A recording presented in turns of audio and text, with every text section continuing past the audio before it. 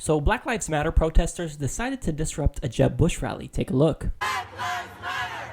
Black Lives Matter! Black Lives Matter!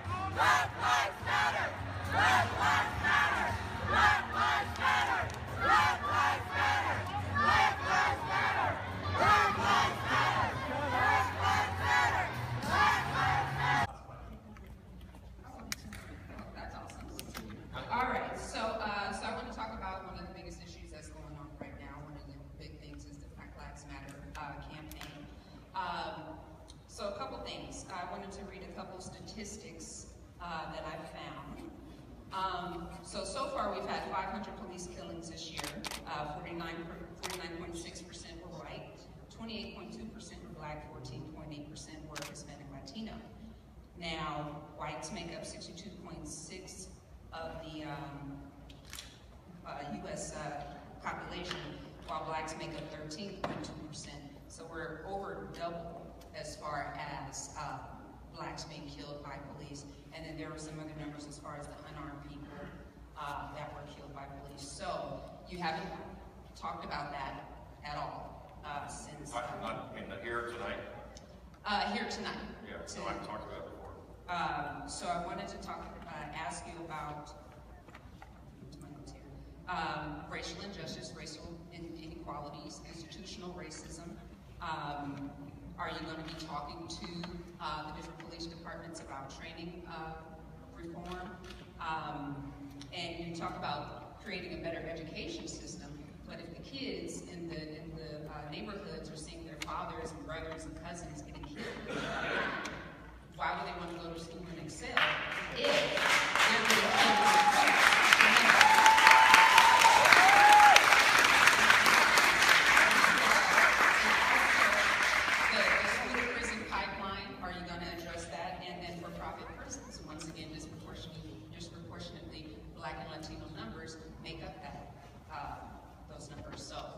So, look, we have serious problems, and these problems have gotten worse in the last few years.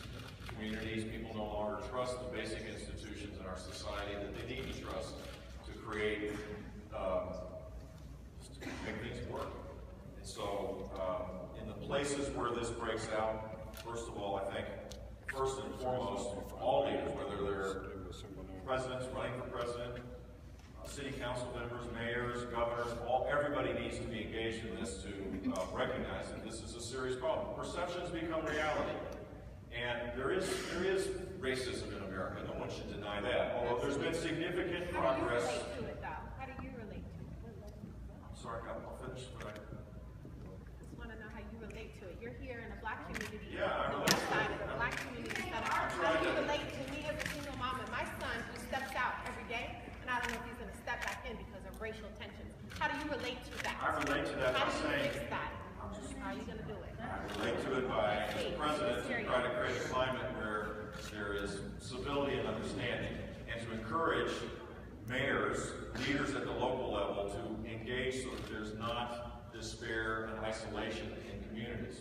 The best way to solve these problems are the way that I believe Charleston solved it, rather than communities where there was denial that there was not a serious problem. And with all due respect, a child that is educated, that believes that their chances of going to college and living a life of purpose and meaning is important.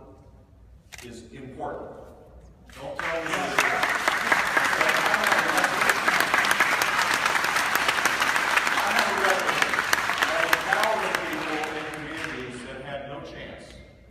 Told they were assigned to failing schools.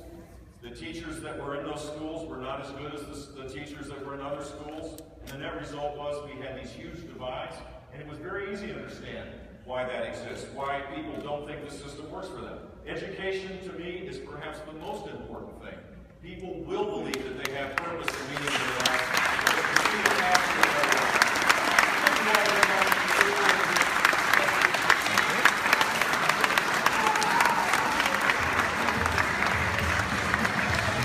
Who does that?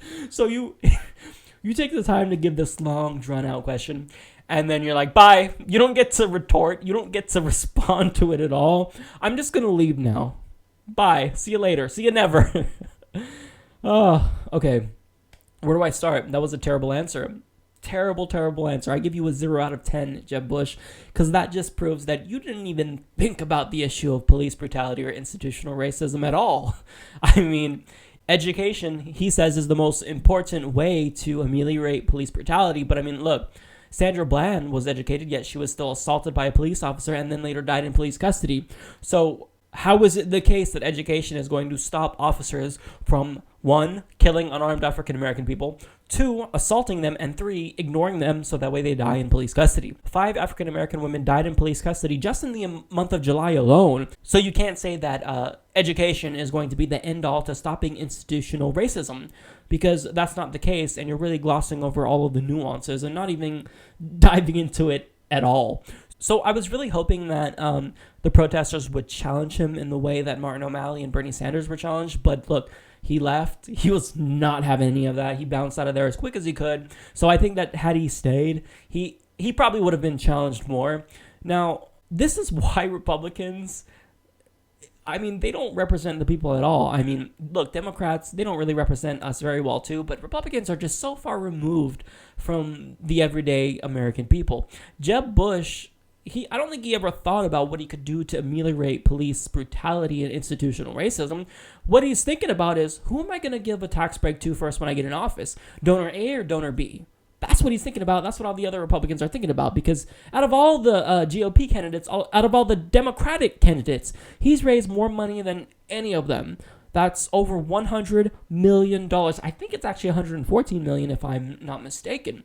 So, of course, he has this ulterior motive. He's thinking only about appeasing his donors, and that's very, very clear. He doesn't care about racism because he clearly hasn't thought about it. And at least when it comes to like Bernie Sanders, the Black Lives Matter protesters called him out at Netroots Nation because they said, although he's great on economic issues of racism, well, he hasn't spoken enough about what he would do to ameliorate police brutality.